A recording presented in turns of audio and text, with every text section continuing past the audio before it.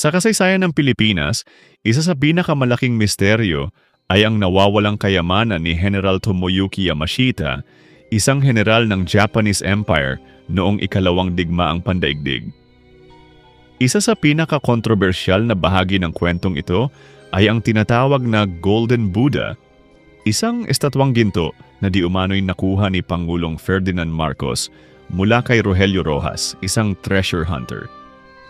Ngunit higit pa rito, sinasabing bahagi ito ng isang mas malawak na conspiracy na nag-uugnay sa lihim na yaman ng mga Marcos, ang mga nakatagong ginto sa iba't ibang bahagi ng mundo at ang pandaigdigang black market ng ginto. Noong 1971, isang treasure hunter na nagngangalang Rogelio Rojas ang di umano'y nakatuklas ng isang ginintuang estatwa ni Buddha sa Baguio City. Pinaniniwala ang bahagi ito ng Yamashita Treasure, isang napakalaking kayamanan na inilibing sa Pilipinas ng mga sundalong Hapon bago matapos ang digmaan. Ayon kay Rojas, kasama ng estatwa ay maraming gold bar, mamahaling hiyas, at iba pang mahahalagang bagay. Nang ilabas niya ang Golden Buddha mula sa kuweba, napansin niyang maaaring ito ay purong ginto at hindi basta-bastang dekorasyon lamang.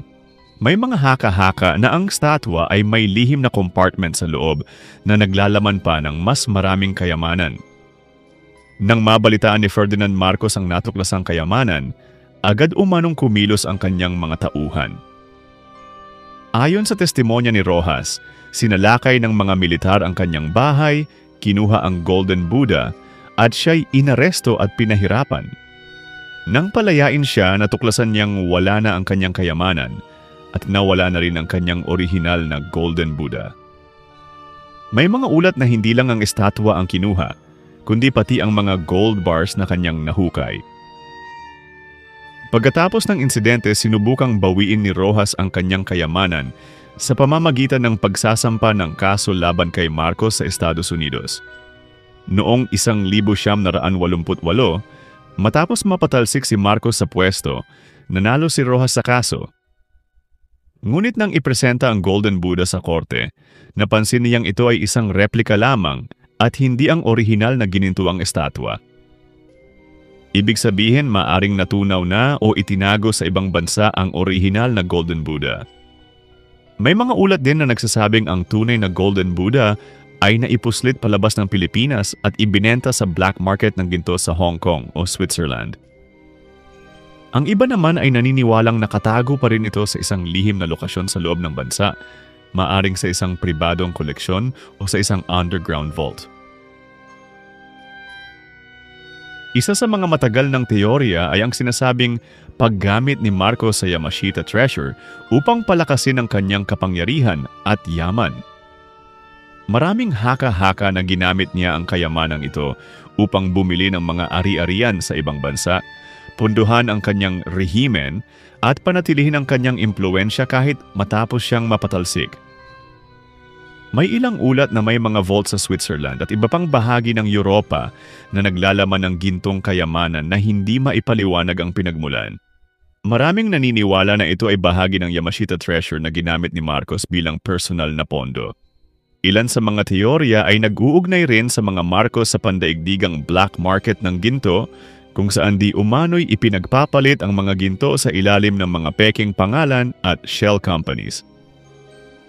Bukod kay Marcos, may mga haka-haka na may iba pang malalakas na personalidad o pamilya sa Pilipinas na maaaring nakinabang sa Yamashita Treasure.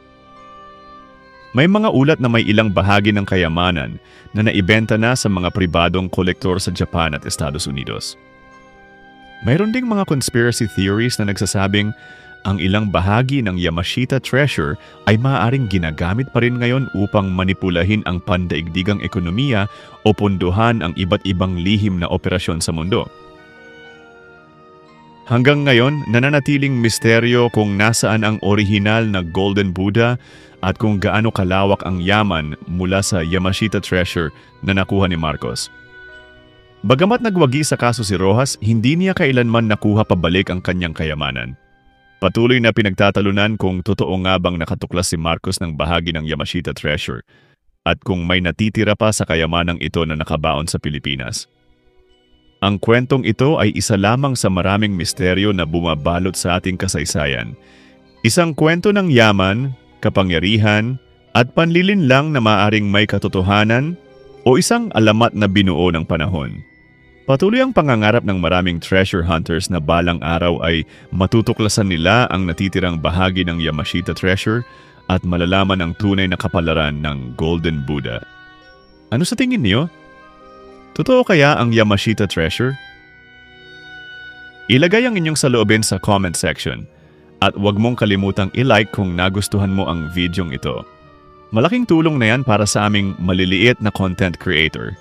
Mag-subscribe na din kayo at i-hit ang notification bell para maging updated sa mga susunod na video.